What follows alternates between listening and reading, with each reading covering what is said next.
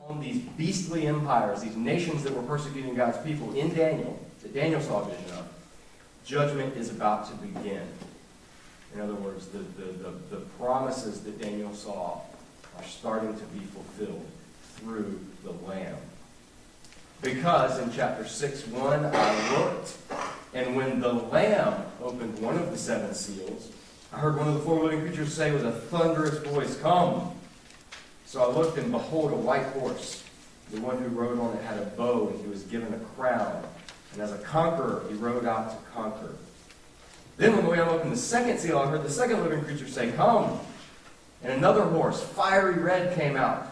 And the one who rode it was granted permission to take peace from the earth so that people would slaughter one another, and he was given a huge sword. Then when the Lamb opened the third seal, I heard the third living creature saying, "Come!" So I looked, and here came a black horse. The one who rode it was holding balance scales in his hand. And I heard something like a voice from among the four living creatures saying, "A quart of wheat for a day's pay," or a denarius, that's the term there, "and 3 quarts of barley for a day's pay. But do not damage the oil and the wine." Then the Lamb opened the fourth seal. I heard the voice of the fourth living creature say, "Come." So I looked, and here came a pale green horse. The name of the one who rode it was Death, and Hades followed right behind. They were given authority over a fourth of the earth to kill its population with the sword, famine, and disease, and by wild animals of the earth. Now we'll stop here just for a second. And in Revelation, we talked about how the book is going to start cycling and going from heaven to earth and back again. So we've just had John. There we go. John's the opening, the churches. Now he was transported up into the heavenlies to see this throne vision. And now, through to the seven seals that are being opened here, he's going to see what happens in the earthly realm as these seven seals are opened. And then there will be a 7 trumpets pattern, and it'll take us back up to heaven. And so there's this cycling through. This first cycle of 7 judgments is starting.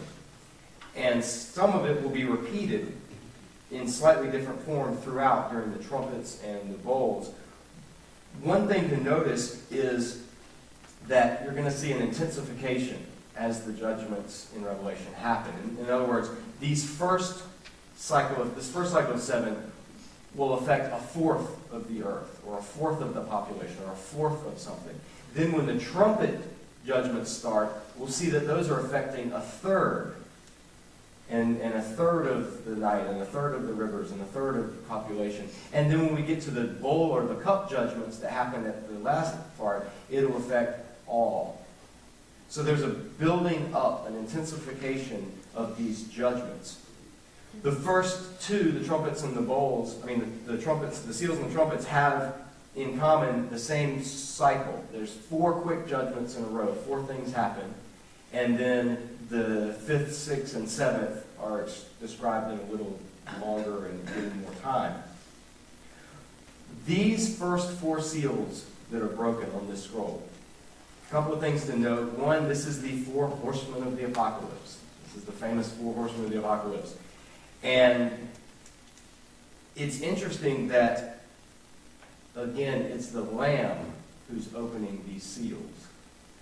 It's the Lamb who is putting God's royal decree into effect. He's carrying out, he's unfolding, if it's a scroll, he's unrolling history.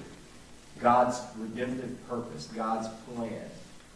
And so the question that some people may ask right off the bat is, well, how can these horrible judgments have anything to do with God's plan? Well, what we see, especially in the Hebrew Bible, in the Old Testament, is God always used judgment, whether it was these cataclysmic judgments of nations coming in. You can't read the prophets without seeing that God sends judgment. And usually they affect his people as well as people who aren't in covenant with him. But the purpose of judgments for God is always to get people to repent. Always. God never judges for sheer joy of it. And he told Ezekiel flat out, "I take no desire in the death of the wicked. Rather, I wish they would turn and repent of their wickedness and be saved." So the judgment that John is seeing, and remember, he is seeing this. This hasn't necessarily happened yet, but rather he's seeing this and telling this to his followers so that they can know how to respond in return.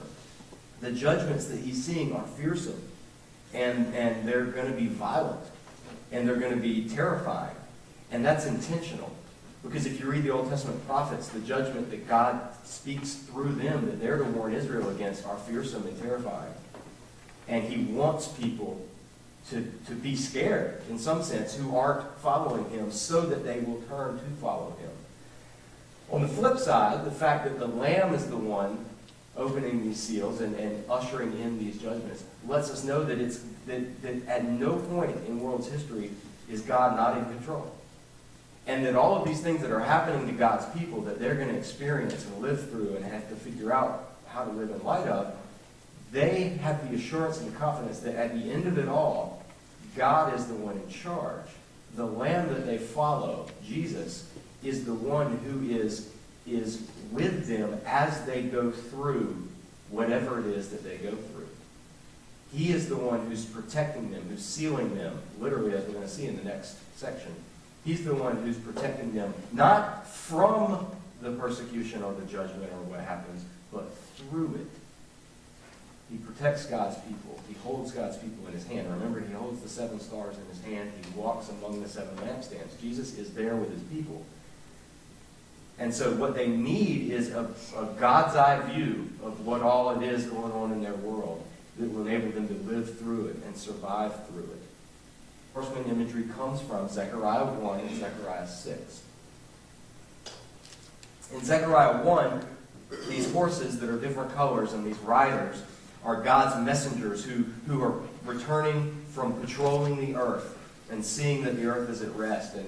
And the idea is that God's messengers are these 4 horsemen that go throughout the earth and report back to him in Zechariah's vision. And then in chapter 6, they're, rather than horses, they're then depicted as 4 chariots.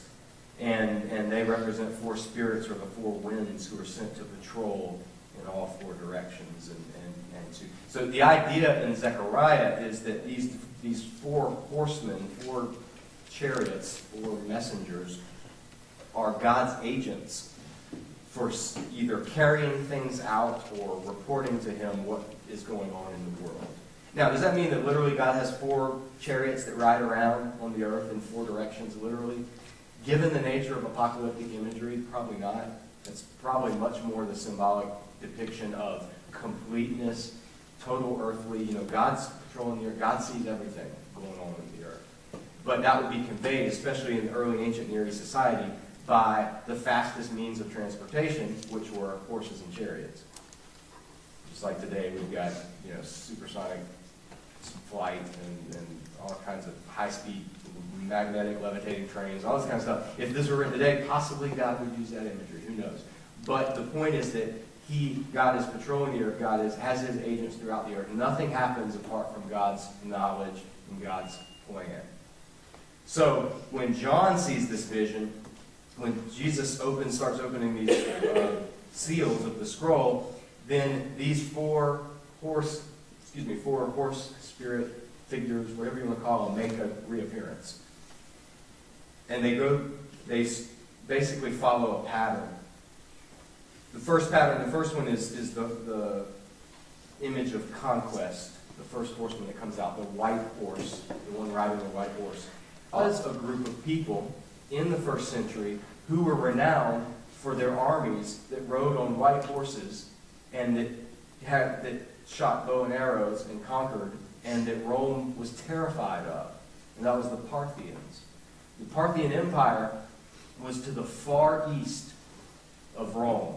And it was the last frontier past the river Euphrates that Rome had never conquered, and that Rome lived in constant anxiety of them coming and invading.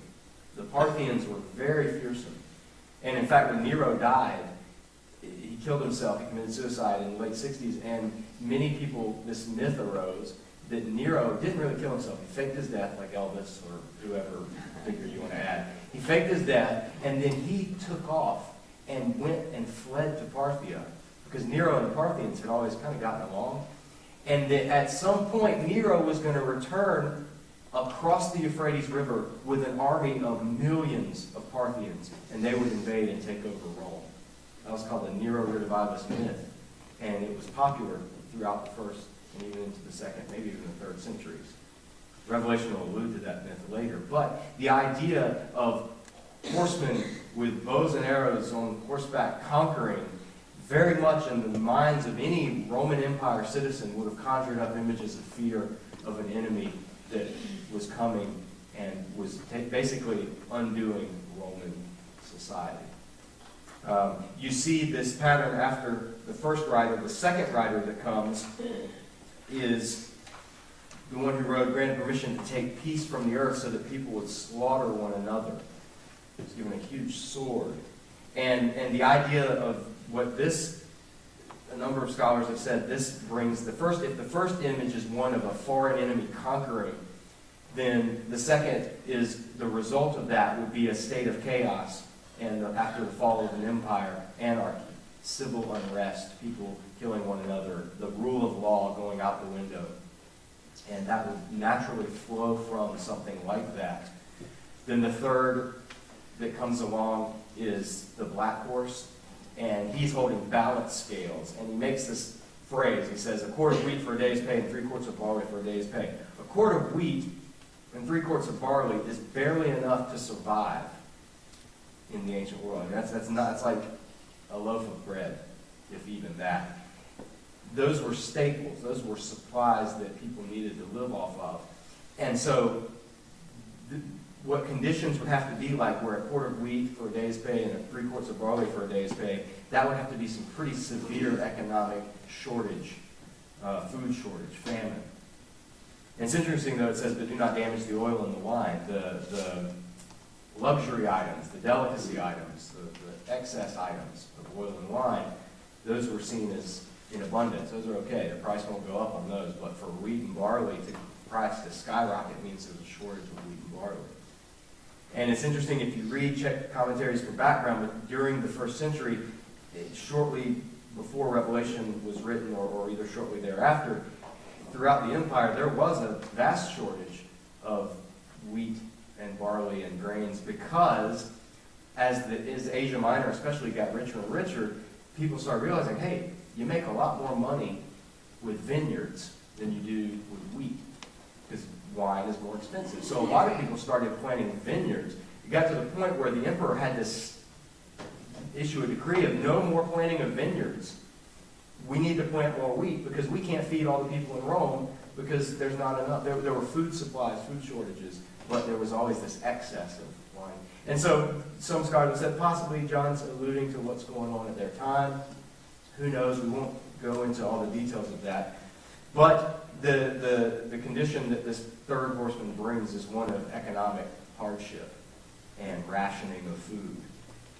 And that naturally follows when there is the conquering or war, followed by civil unrest or anarchy, and then the natural result of that is famine and economic hardship. And then the last horse that comes, the pale green horse. And it rode with it. It wasn't alone.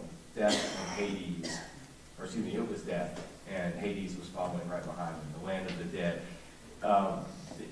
They were given authority over there to kill with sword, famine, and disease, and wild animals. This is the final horseman, the one of death, of plague, sickness, of decay, the end result of this chain of events that would happen. So there is a natural progression within these four first seal judgments, these four horsemen. There is a natural progression of what would happen when a mighty empire falls. And some people who've looked at this have said that's depicting what did happen. If they're early preterist interpreters, they'd say that's depicting what did happen in Jerusalem when Jerusalem fell. You read Josephus, and you do get accounts of Jerusalem being conquered, and then civil unrest and anarchy, food shortages followed by plague.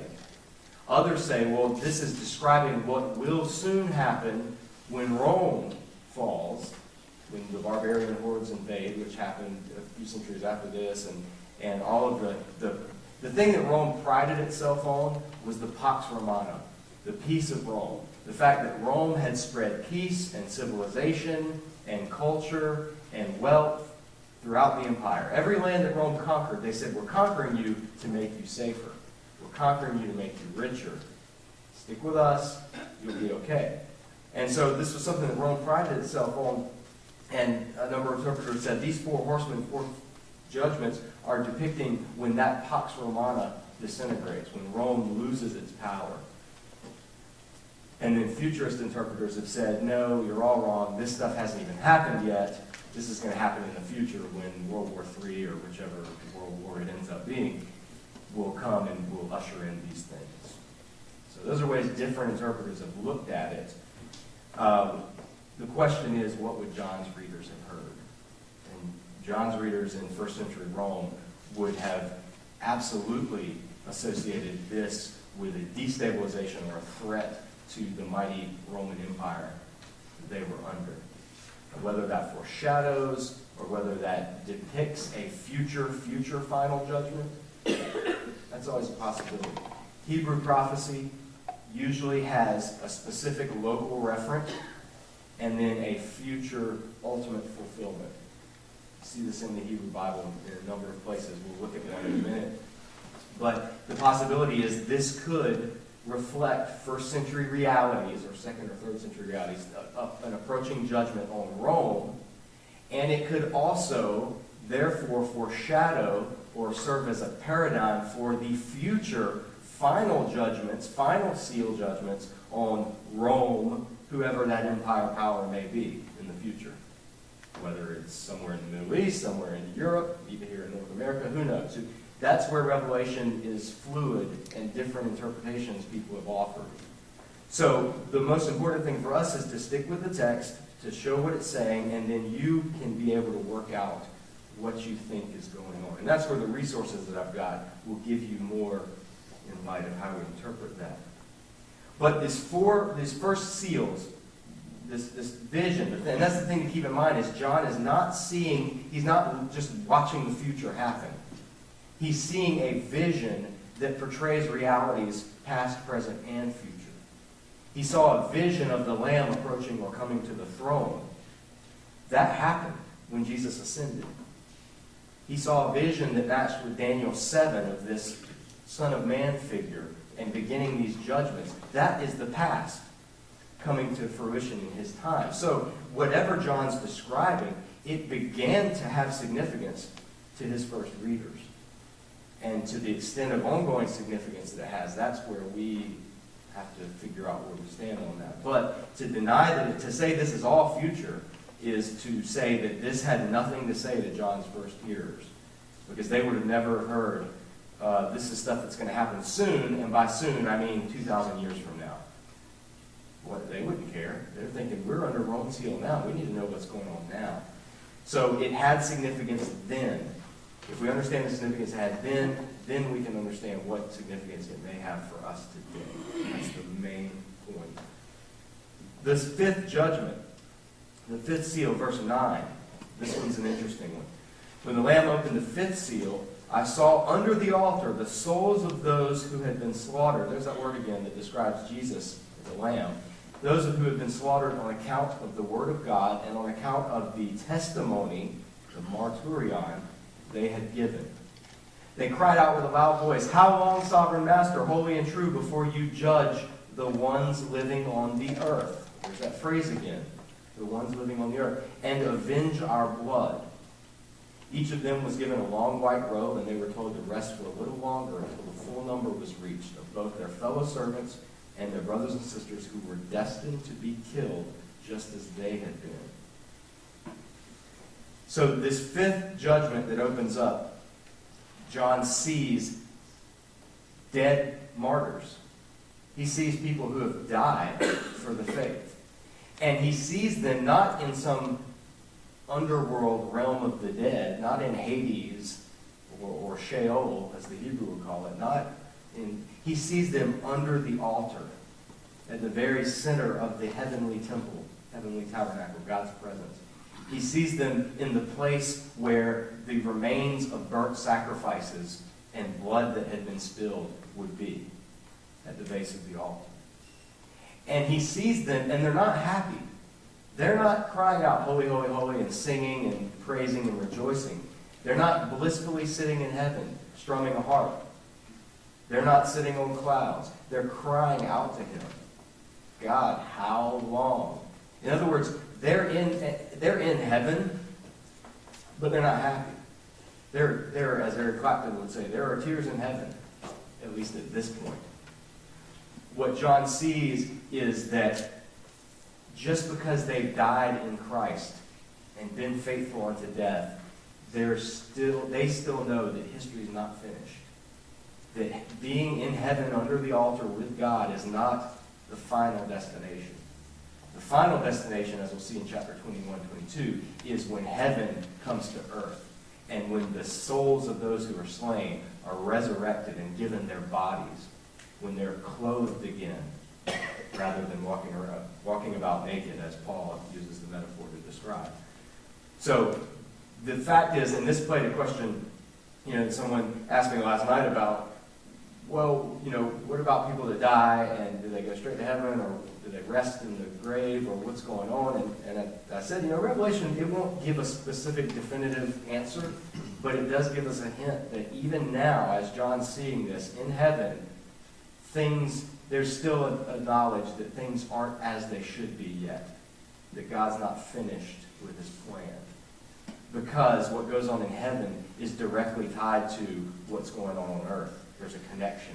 And God didn't create heaven to be the eternal place that we go off and live in forever. He created the earth to be where we dwell. And the earth is what went wrong. The earth is what went bad. Sin corrupted the earth. So one day God is going to bring heaven to earth. There will be a new creation. And that's the promise that John's readers, who were good, faithful Jewish believers in Jesus, many of them, they would have always known. Because one of those promises from the Old Testament prophets, for when God does fulfill his promises to Israel, in Isaiah and in Ezekiel, would be, I will raise you from your graves, and I will give you bodies. So resurrection was always the hope. N.T. Wright has written a recent book called Surprised by Hope. And that's probably one of the best books I've ever read on Christian eschatology, Christian view of the end. Because his whole point is, we weren't created to be disembodied spirits. We were created to live on a renewed earth. That's where Revelation's headed. That's what resurrection is for. That's why the saints the souls under the altar aren't happy here. Because they know that things aren't finished. Revelation will start to break down if you try to press for geographic literalism. It says John, when he saw the sea before the throne, and then he sees the souls of these people under the altar. When you start getting into the feng shui of the heavenly throne room, how things are arranged, you'll start. That's when you may be pressing for too much literalism, because then you'll run into, well, how can the one seated on the throne be on the throne, but now the slaughtered lamb's on the throne? Is the lamb on his lap? Are they? And Revelation doesn't iron out those details, because again, it's like, I'll give you a good example, and this is not from the world of symphony, it's from the world of art, which I am familiar with. In art, a movement that came along in the 1800s and early 1900s was Impressionism. And the Impressionists, when they first came out, it'd be shocking, but like Monet, Gauguin, all these Impressionists, even Van Gogh and others, their work was ripped to pieces by the critics. They hated it. Impressionists were seen as the lowest form of art they were seen. And the reason was because they had no detail. Like an Impressionist, a painting of Monet, when you got up close and look, it's just flecks of color, seemingly randomly scattered on the canvas. And people cried out, that's not what the world looks like. And the Impressionist says, yes it is. Step back and squint your eyes. That's exactly what the world looks like. Well, the reason that the critics hated Impressionism because they were trying to ferret out all of the little details and make it make sense in their paradigm that they could understand. The Impressionists were saying, just forget all of that. Just step back and take in the beauty of nature. Take in the vision. That's what we're portraying. And so Impressionism was very non-literal, but when you look at it, it is literally representing what it's supposed to represent. Well, Revelation is like that. And prophetic dreams and visions in Scripture are often like that. When you press for literalism and get bogged down in working it out into an earthly timeline, things start to get confusing. And you start to end up having to have a whole book just to explain a chart on how it all fits together because you're trying to ferret out every detail and make every detail fit. Instead, you step back and you see the big picture. And what the big picture reveals is often very different than a detailed account. That'll happen throughout Revelation. We'll get into every artist that's tried to depict Revelation has always run up against the same thing, which is, how do I portray these conflicting details? You know, how can Jesus be speaking, but there's a sword hanging out of his mouth? Does he mumble because of the giant sword and all this kind of stuff? So we just have to step back sometimes and appreciate the big picture. Well, the people that John sees under the altar, these tiers in heaven, he sees something. He said, where did we stop? Verse 11. They were each given a long white robe, and they were told to rest a little longer until the full number was reached of both their fellow servants and their brothers and sisters who were destined to be killed just as they had been. What John sees here is these are martyrs who died for the faith, and they aren't the only martyrs. In fact, there will be more, and it won't be finished until the full number of martyrs have died for the faith. And that's a sobering truth in Revelation, is that the Lamb who leads his people and who governs and watches over his people doesn't always have as his highest priority the life and the safety on earth for his people during this time of tribulation. That sometimes the highest good, the ultimate plan of God, involves the death of his servants, just as it involved the death of his servant, with a capital S. But that's not the end of it, because they're given a long white robe and they're told to rest. What you see is that those who die in the faith are taken care of, and they're not on the periphery in heaven. They don't get the cheap seats. They're given, they're cherished, they're in the very presence of God, and they're told to rest. They rest from their works until things are finished. So when people ask, well, what happens when you die? Do you go to heaven? Do you go in the grave? Do you do soul sleep? There's in the Old Testament we read about Samuel being raised his ghost, and he says, why have you wakened me from my sleep? So did the faithful sleep, or what's going on? Well, Revelation, again, doesn't answer that with a systematic answer, but it does present the idea that those who die in the Lord are taken care of by God. They know where they are and what's going on, and they're told to rest. And that's just kind of all we get at this point. But that should be enough to form any kind of theology of what happens after you die. Well, verse 12, then I looked, and the Lamb opened the sixth seal, and a huge earthquake took place. The sun became as black as sackcloth made of hair, and the full moon became blood red, and the stars in the sky fell to the earth like a fig tree dropping its unripe figs when shaken by a fierce wind. The sky was split apart like a scroll being rolled up, and every mountain and island was moved from its place. When these images of the sun turning to darkness and the moon to blood and the sky being rolled up like a scroll, when those were first used, they were used in the Old Testament. And they were used to describe the fall of an evil, powerful, godless empire that was persecuting God's people, which happened to Babylon at the hands of Persia. So in the Old Testament, these weren't literal descriptions of the end of the universe. They were cosmic imagery to describe what we would call, in a similar way, an earth-shattering event.